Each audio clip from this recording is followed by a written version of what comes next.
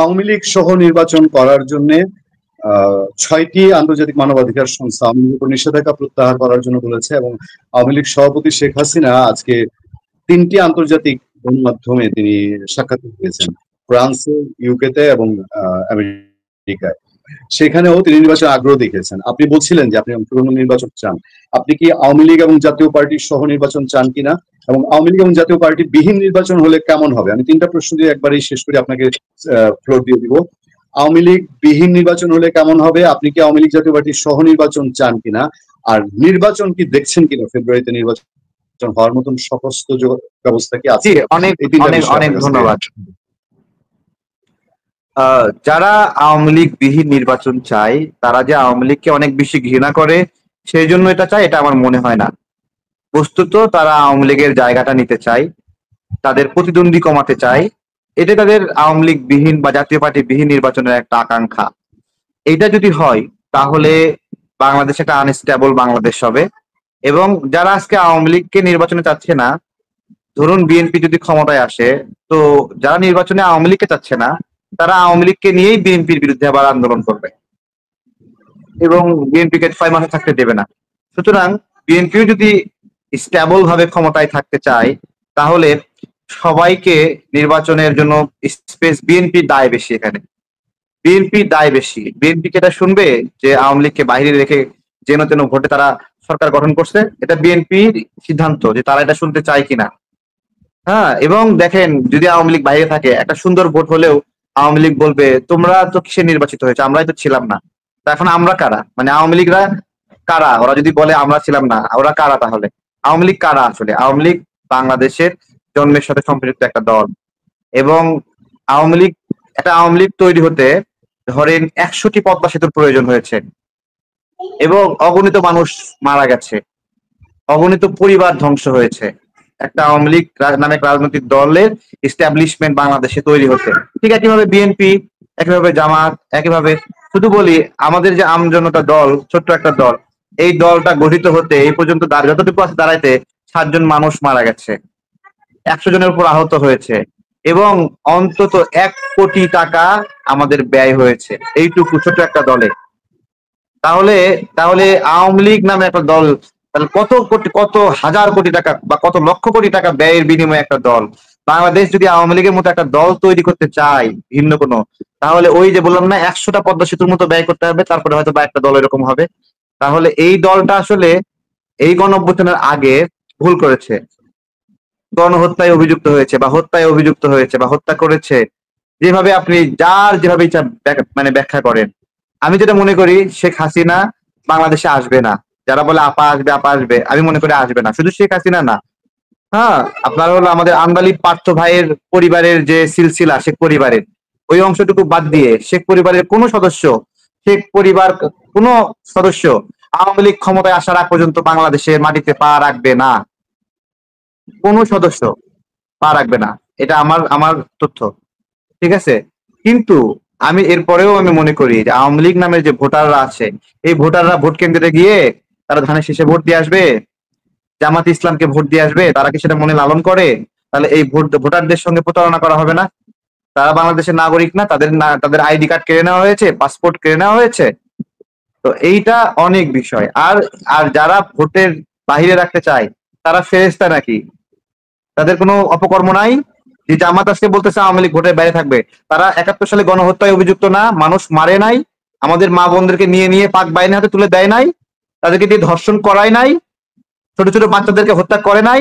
পাড়ায় পাড়ায় মাস্তানি করে নাই? পাড়ায় পাড়ায় প্যারামিলিটারি বাহিনী গঠন করে নাই? তাদের কোনো অপরাধ নাই? আজকে বলছে মাফ কইরা দেন, এমন ভাবে চালাকি করে বলে যে 47 থেকে 71 পর্যন্ত সব ভুলের মাপ চাই, 25 সাল পর্যন্ত সব ভুলের মাপ চাই। কেন 71 সালের নামটাই স্পষ্ট করে বলতে সমস্যা কোথায়? এত চালাকি কেন? শয়তানি না? যে 47 থেকে 25 সাল পর্যন্ত 71 নাম নিতে ভয় লাগে, 71 নাম নিতে লজ্জা লাগে। তো এরা চালাক, ধুরন্ধর। এই চালাকগুলো আমি গতকালকে বলেছিলাম যে আপনার হলো হিন্দুদের মাঝে যেরকম ইসকন রাইজ করেছে, তেমনি বাঙালি মুসলমানদের মধ্যে এখানে জামাত রাইজ করেছে। একই অর্থনৈতিক কাঠামো, একই পলিসিতে দুটাই চলে। ইসকন যে পলিসিতে চলে, জামাত একই পলিসিতে চলে। একইভাবেই দুইটাই উগ্র সংগঠন। দুইটাই। এবং তাদের মধ্যে মিনিমাম সহনশীলতা নাই। এবং এদের কয়েকটা ক্যাটাগরি আছে, একবার টপ লেভেলে যেগুলো আছে এগুলো সামান্য একটু ভদ্র, কিন্তু মিড লেভেল যারা আছে এরা ভদ্র ভাষায় গালিগালাজ করে, কিন্তু একবার লোয়ার লেভেল যারা আছে এরা বাপ মা তুলে গালিগালাজ করে সারাক্ষণ। এবং এদের সাথে কথা বলা যায় না, এরা সারাক্ষণ হোয়াটসঅ্যাপে বিরক্ত করে, ইমোতে বিরক্ত করে, ফেসবুকে বিরক্ত করে, মেইলে বিরক্ত করে, মানুষকে পেরেশানি করে ফেলা যায়। তো এই রাজনৈতিক দল বাংলাদেশের মানুষের মানে হলো আত্মস্বাধীনতার জন্য হুমকি, আত্মস্বাধীনতাকে ধ্বংস করার জন্য এরা এখানে এসছে এবং মানুষকে কথা বলতে দিতে চায় না, হ্যারাসমেন্ট করে, সারাক্ষণ হুমকি প্রদান করতেছে। তো এইটা এটা যদি সামনে যে গণভোট হবে, আমরা একটা দাবি তুলি তাহলে, ঠিক আছে, যে 71 সালের ঘটনায় জামাত বাংলাদেশে রাজনীতি করতে পারবে কিনা। যদি বেশি ভোট পড়ে তাহলে, যদি জামাতের পক্ষে ভোট পড়ে বেশি, তাহলে জামাত রাজনীতি করতে পারবে। আর যদি এরকম হয় যে এই সময়ে এসে জামাতই পরাজিত হচ্ছে গণভোটে, যে জামাত রাজনীতি করতে পারবে না, তাহলে জামাতের রাজনীতি ক্যান্সেল হোক। ভোট দিয়ে কারো রাজনীতি ক্যান্সেল করা যায়? ভোট দিয়ে গণতান্ত্রিক প্রক্রিয়ায় কারো কারো কারো ভোটাধিকার ক্যান্সেল করা যায়? ভোট দিয়ে ভোটাধিকার বাতিল করা যায় না। হ্যাঁ, ভোটাধিকার একটা সর্বজনীন। 10 জন মিলে বলে একজনের ভোটাধিকার কেড়ে নিতে পারে না, একজনকে বলতে পারে না তুমি ভোট কেন্দ্রে আসবা না। এটাই অগণতান্ত্রিক অবস্থা। এবং বর্তমান যে আসছে না, এটা হলো মানে ফ্যাসিবাদের চেয়েও বড় ফ্যাসিবাদ। এবং দেখেন এখন মানে তারা মানুষের আকাঙ্ক্ষিত ভোটাধিকার তারা এখনো ছিনিমিনি খেলছে। শেখ হাসিনা একটা রাজনৈতিক ইস্টাবলিশমেন্ট, সে নিজের মতো করে ক্ষমতাকে চাইবে, খুব স্বাভাবিক।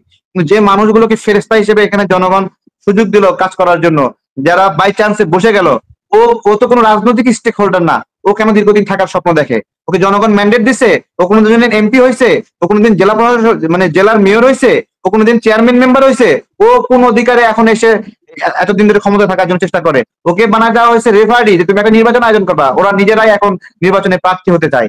এই যে ডক্টর ইউনূস কত বড় একটা ক্রাইম করছে, যে উপদেষ্টারা নির্বাচনে প্রার্থী হতে চায় এবং সেই প্রার্থী যারা হবে তাদের নির্বাচনী আসনে 300-400 কোটি টাকা তারা বরাদ্দ দেয়। এটা কি নির্বাচনী বরাদ্দ?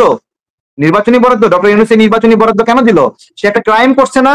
এই ধরনের লুটপাট করা, এটা বৈধ উপায়ে লুটপাট করছে এবং সরকারের টাকা দিয়ে সে ভোট করার জন্য একটা আঞ্জাম করতেছে। ডক্টর ইউনূস স্পষ্টত এখানে অপরাধী হয়েছেন এই ঘটনার পরে। তারিক ভাই, আমি একটা তো দর্শকের প্রশ্ন হয়ে গেছে যে আপনি কি মনে করেন নির্বাচন হচ্ছে কিনা ফেব্রুয়ারিতে? যে আমরা চাই, আমরা নির্বাচনের জন্য লড়াই করব। যারা নির্বাচনে বাধাগ্রস্ত করবে, আমরা নির্বাচন হচ্ছে কি হচ্ছে না আমি কিভাবে বলবো? আমরা নির্বাচন চাই এবং নির্বাচনের জন্য লড়াই করব। আমরা যেই লড়াইটা জুলাই গণঅভ্যুত্থানে করেছি, আমরা তার চেয়েও ভয়ঙ্কর লড়াই করব এদের বিরুদ্ধে, যদি এরা নির্বাচন নিয়ে খেলাধুলা করে। জামাত আজকে হ্যাডাম হয়েছে, আওয়ামী লীগের সময় পালায়ে ছিল, আমাদের বাড়ি ঘরে লুকায় ছিল, আজকে খুব সাহস হয়ে গেছে, তাই না? খুব সাহস হয়ে গেছে, নির্বাচন বাধাগ্রস্ত করবে। এনসিপির ছেলে পেলে আত্মসমর্পণ করছিল, আর আমরা সেখানে লড়াই করছি, আজকে খুব সাহস হয়ে গেছে নির্বাচন বাধাগ্রস্ত করতে চায় তারা, তাই না?